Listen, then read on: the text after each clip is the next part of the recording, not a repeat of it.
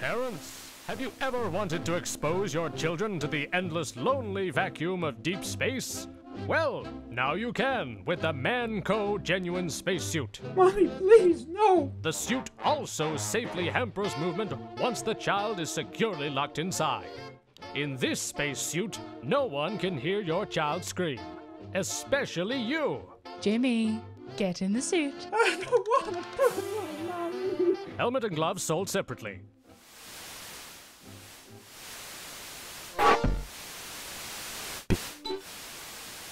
Ladies and gentlemen, boys and girls, I would like each of you to turn to your left for a moment, then to your right, just as we are doing so now in the studio. See the people who you are with, the family, the friends, the idiots you have to work with and secretly loathe. Hold every little detail of this time safe and secure in your memories. For this is the end of humanity's innocence. In this wide and wondrous universe, it seems that we are not alone. The aliens are here, and they are after our hats. That was very nearly moving, Jonny. I never would have thought you'd ever make use of a Manchester education. History of art, wasn't it? Finally, your parents can be proud. Oh, how very droll, Willie. While you waste your time thinking up lackluster witticisms, the aliens have landed. They may be out there even now, destroying our green and pleasant land. In the time it takes you to decide which dreadfully dreary tie to impose upon us this morning, they have unhinged Stonehenge. While you dust off your grandfather's gibbous, they have liquefied the Lady of Liberty. They have trashed Taj Mahal, crushed the Colosseums, annihilated Angkor Wat, blasted Big Ben, pulverized the pyramids. Are you, quite done, Jonny? Done! I'm barely getting started, William. This is humanity's greatest challenge. Well, given the choice of death or hats, I for one welcome our new extraterrestrial overlords. Whatever do you mean? Where's your stiff upper lip, man? The world hasn't given up, and why should we? People from all over will be listening in, and we need to be a beacon of inspiration. I think it's time we go over to one of our sister studios, see how they're doing. Chicago, how are your listeners holding up?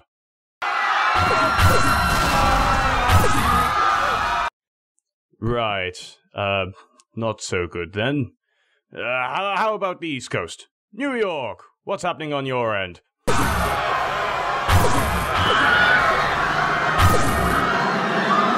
Okay. I wonder if we should try somewhere further afield. Bruce, how are things going on down under? They're all dead. What's the... Oh, sorry, mate. I couldn't hear you over the sound of me Bobby. I got the thing turned up to 11. Oh my, what a relief to hear another human voice. Bruce, have you seen any alien activity? Oh yeah, we had that all over here. Flashing lights and whoops and zooms and things like that. A bunch of hippies went to welcome the ships, gathered all around them all, flutes and flowers and singing and dancing like the jobless wonders they are. Or were, as the case may be. Sure enough, they all got vaporized. Funniest thing I've seen all year. I was half a mind to go out there and shake them by the hand or tentacle or whatever, but we talked about and decided we couldn't risk that they might have been after our Sheila, so we punched the little instead. I'm sorry, the line must be breaking up. For a moment, it sounded like you said you punched them. Well, okay, punch might be too strong a word. It's more like we slapped... Wait, did you mean the aliens themselves or the ships? Never mind, doesn't matter, the answer's yes anyway. So, we were slapping this around, and all this vile prawn green starts leaking out of there. Thank you very much, Bruce. That'll do. I must say, you're very quick on the old sensor buzzer there, Willie. Have to be working with you, Jonny. And what is that supposed to... Hey now, I wasn't even anything. Someone take that buzzer away from him. He's making me look like a... No, give it Get here. off. No. No, get off. That ain't... No, give it back. That's mine. Don't come... No, just... It's mine!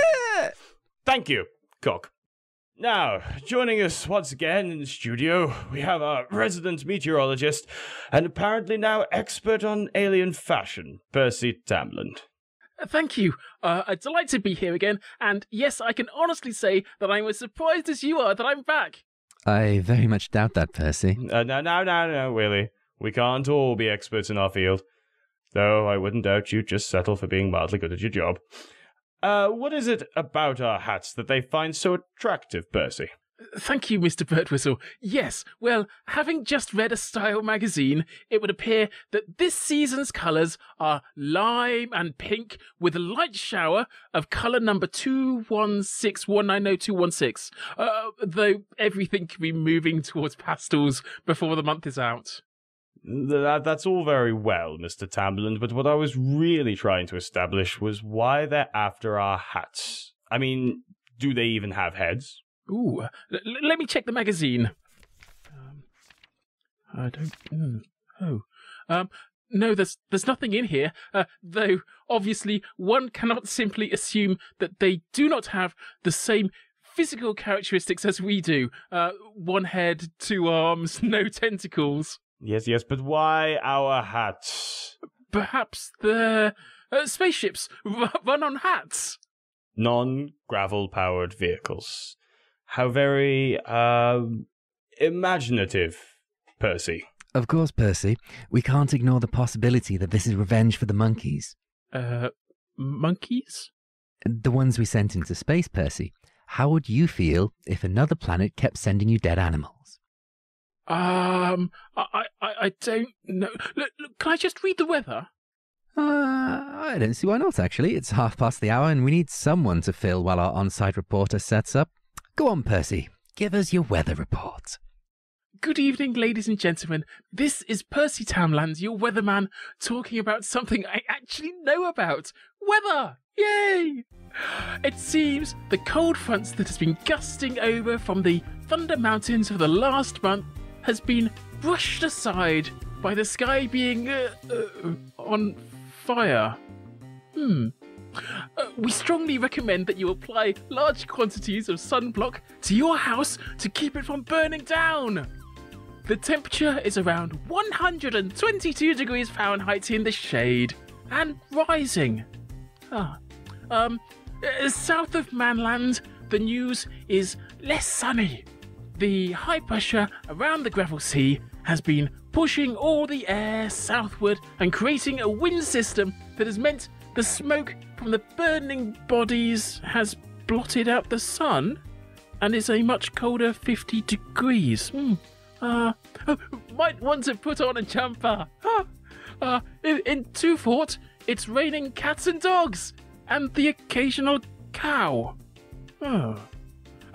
Stocks in clear umbrellas have soared as a result, proving there's always a silver lining to this otherwise fatal cloud.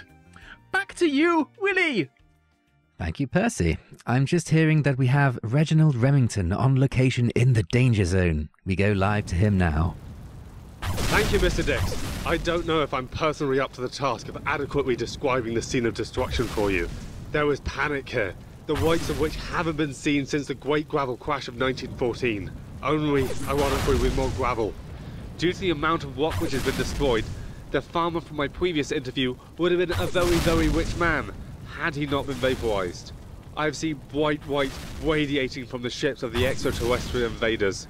Midas himself would be jealous of the power of these beams. Everywhere the white touches turns to golden fire. Even the military men and their mighty machines are cowering behind the hoodoos. Reginald, I believe you have with you the sole survivor of the first attack. Not anymore, Jonny. She was in a state, so I've given her my spot in the truck to bring her back to the studio. For myself, I've decided to stay, with the screams and the explosions my only lullaby. I've heard over the radio that the mercenaries are on their way to assist in the great struggle, the final stand of all humanity against an unknowable foe.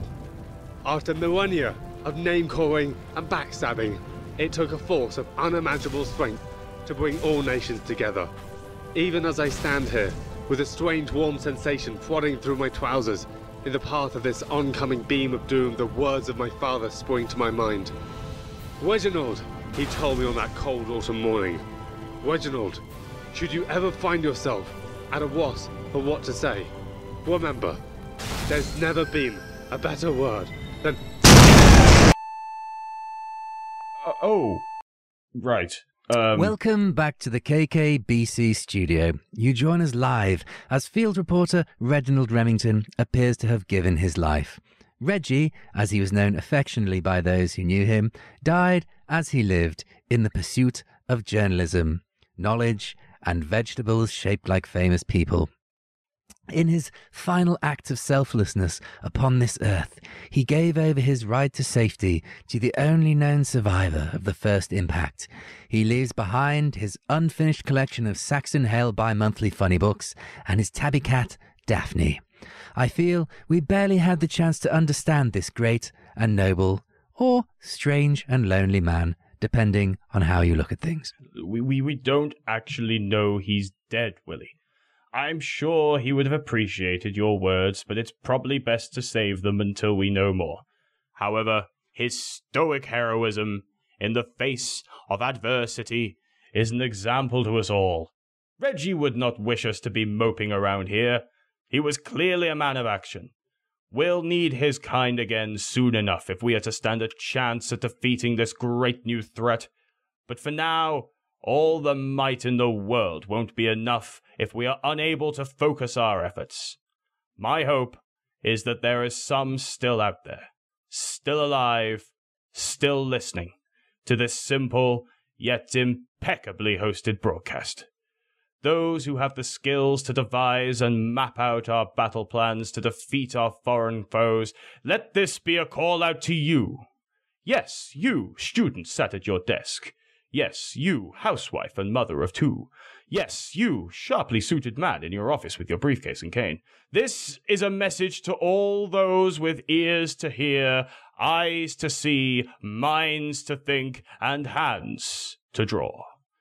Dig deep into your souls and remember the time when there was hope for humanity, for this is that time again. We need your wisdom to plot the course for all our salvations. But first, a word from our sponsors. America's most trusted dog food, Sleepy Dogs Meaty Chunks.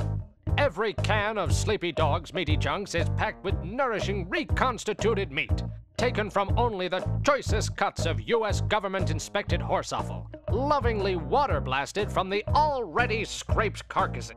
Sleepy Dogs Meaty Chunks contains other essential ingredients, and every vitamin and nutrient we could cheaply source. Chloroform too.